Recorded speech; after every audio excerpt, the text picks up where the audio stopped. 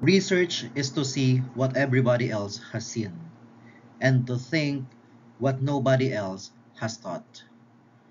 Good morning, everyone. It is my honor to present to you today my research entitled Evaluation of the Implementation of the Results-Based Performance Management System or RPMS in Public Elementary and Secondary Schools in the province of Batangas. This is specifically here in the Philippines. By the way, I am Alvin B. Punangbayan. I am the chairman and founder of the InstaBright International Guild of Researchers and Educators Incorporated, based here in the Philippines and New York, United States of America. And here are some of my other affiliations. Quality education depends greatly to teachers. That is why there are different assessment tools used to measure teachers' performance.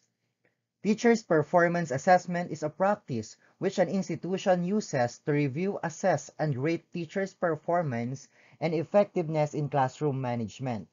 The findings from these evaluations are being used by the administrators to provide feedback to teachers and guide their professional growth.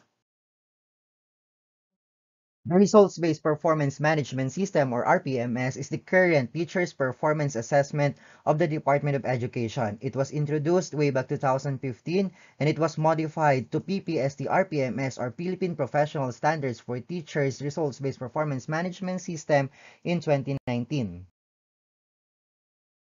The RPMS aims to assess the personal, social, and professional improvements of teachers.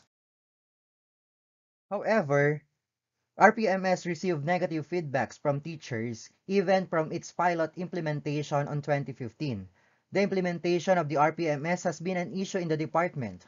There were organizations or group of teachers who held rallies in the DepEd Central Office just to appeal and request to abolish the RPMS.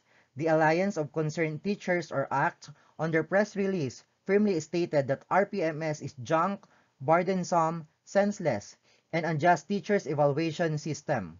Sambalud in 2014 reported on his news article that the teachers groups branded RPMS as anti-worker and anti-union to rate teachers.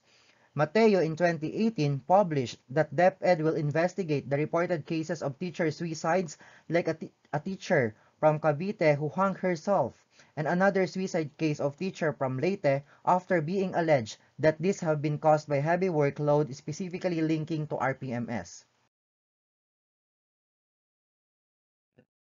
This scenario motivates the researcher to eagerly conduct this research in the province of Batangas, specifically in the division of Batangas Province, division of Batangas City, division of Lipas City, and division of Tanawan City. This study aims to answer the following research questions. Number one, what is the profile of the respondents in terms of age, gender, marital status, line of service, highest educational attainment, and position? What is the assessment of teachers in the implementation of RPMS relative to content knowledge and pedagogy, learning environment and diversity of learners, curriculum and planning, assessment and reporting, and class factor? Number three, what is the school's performance based on the following key performance indicators: school's performance, enrollment rate, dropout rate, and promotion rate? Number 4, what are the challenges experienced by teachers in the implementation of RPMS? Number 5, is there any significant difference in the respondents' assessment of the implementation of RPMS when profile is considered? Number 6, is there any significant difference in the respondents' responses on the challenges experienced by the respondents in the implementation of RPMS when profile is considered?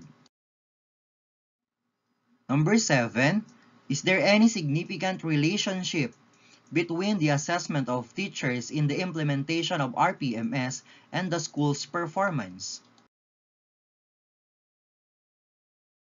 Number 8, is there any significant relationship between the respondents' assessment of the implementation of the RPMS and the challenges experienced by the respondents in its implementation?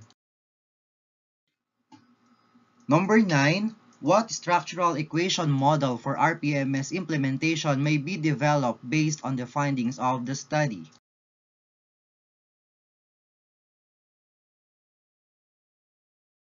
Researcher in this study to identify the teacher's assessment of the implementation of PPSC RPMS based on the key results areas in the division of Batangas, Lipa, Tanawan, and Batangas City. It specifically employed descriptive evaluative, descriptive correlational, and descriptive comparative designs. Teachers 1 to 3 who were at least 1 year in the service and who belong to the mega schools category in the entire province of Batangas were utilized as respondents of this study. Cochrane method with 95% level of confidence and 5% margin of error was used to get the number of respondents for this study, which resulted to 384 teachers. Stratified sampling was used to select the participants of the study. There were 201 teachers from the elementary and 183 teachers from the secondary. The data gathering instrument used for this study is a survey questionnaire. The questionnaire is divided into the following parts. Part 1 consists of the demographic profile of the respondents in terms of age, gender, marital status, length of service, highest educational attainment, and position. Part 2 deals with the assessment of the teachers in the implementation of RPMS in regards with the content, knowledge, and pedagogy, learning environment, and diversity of learners, curriculum and planning, assessment and reporting, and class factor. Part 3 seeks to determine the challenges experienced by teachers in the implementation of RPMS. The following statistical tools were used in this study: frequency distribution and percentage, as well as weighted mean. Kruskal-Wallis and Mann-Whitney tests were also used in this study. The researcher also used the Spearman correlation. Structural equation model for RPMS implementation was crafted by the researcher using the partial least square. The following tables present the result of the study.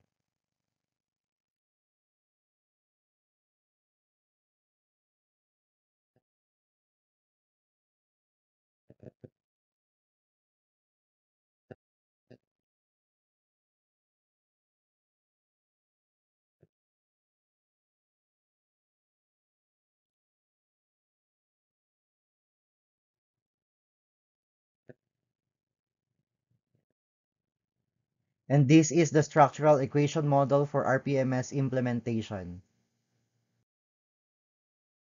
Final thoughts. Majority of the public school teachers are 31 to 40 years old, females, married, teachers 3, 5 years below in the service, and have MA units.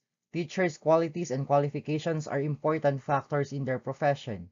The implementation of RPMS deemed positively in terms of content, knowledge, and pedagogy, learning environment and diversity of learners, curriculum and planning, and assessment of reporting. However, respondents gave lower assessment to class factor. The school's performance based on the key performance indicators such as student performance, enrollment rate, and promotion rate are classified as satisfactory, while dropout rate was marked as excellent. The respondents were greatly challenged on the preparation of lesson plan with integration of content knowledge within and across learning areas and consideration of the learners' individual differences. Length of service and gender are important factors to be considered in the conduct of RPMS monitoring and evaluation process. It is evident that female teachers and those with longer length of service are more attentive on content knowledge and pedagogy, curriculum and planning, and learning environment and diversity of learners. Married teachers are more challenged in RPMS compared to unmarried ones who have more time availability for the service. Key performance indicators of schools are directly affected by the result of the teacher's RPMS evaluation. Teachers with high performance can produce learners with high academic achievement. Schools with outstanding and very satisfactory rating may have higher enrollment rate, promotion rate, and of course, low dropout rate. Teachers cannot deny the fact that all components of RPMS are important, despite that they encountered issues in doing their RPMS based on the required MOVs. A structural equation model for RPMS implementation may be developed based on the findings of the study. It is expected that the respondents may find it easy to use as it is user-friendly and will not require a high level of technical skills, which make it suited not only for the young ones but even so to the older ones. And here are the recommendations made by the researcher. The first one is that teachers must give focus on educational attainment. If possible, they have to finish their graduate studies not only for their promotion but also for improving themselves professionally. It is also suggested that seminars and related workshops for teachers must be organized in order to shower more knowledge and new trends in education to all teachers. Of course, guidance and seminar regarding publication is also a must. Student performance, enrollment rate, and promotion rate got satisfactory rates, and so programs which aim to develop such factors must be provided to ensure that said remarks may be enhanced. The Department of Education here in the Philippines shall implement more programs that will boost students' confidence to strive at school and to go to school every day so as to achieve 100% enrollment rate, promotion rate, and zero dropout rate. Coaching and mentoring shall be done regularly by the school head and the teacher.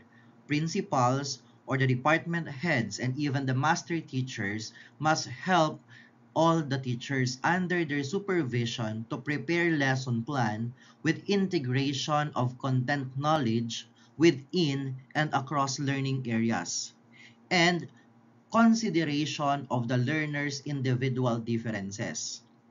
Frequent classroom observation can be of great help also towards the betterment of the instructional process. School heads must take into consideration the teacher's gender and length of service to what means of verifications or MOVs they are expecting to be submitted by the teachers. The policy makers, the human resource department, and other concerned personnel shall also consider these factors in crafting additional requirements for the RPMS. And to relieve stress, raters or school heads must give enough time to teachers to comply all the needed MOVs for RPMS. Longer time can be given to married teachers who have more responsibilities in the family. This simple way can help lighten their feelings and mind, thus resulting to a stress-free preparation of RPMS. Teachers must aim to achieve higher performance so as it will reflect on the school's key performance indicators or KPI. When the KRAs or the key result areas and objectives in RPMS were honestly observed, it will give a high impact on the school's key performance indicators. The school, district, division, or even regional offices shall organize and conduct in-service trainings or INSET, webinars, collegial discussions, refresher course on ICT integration, workshops on writing action research, and publications to ensure that no teacher is left behind. The structural equation model provided for RPMS may be reviewed by the concerned personnel in the Department of Education and be used in the monitoring and evaluation of the teachers' RPMS.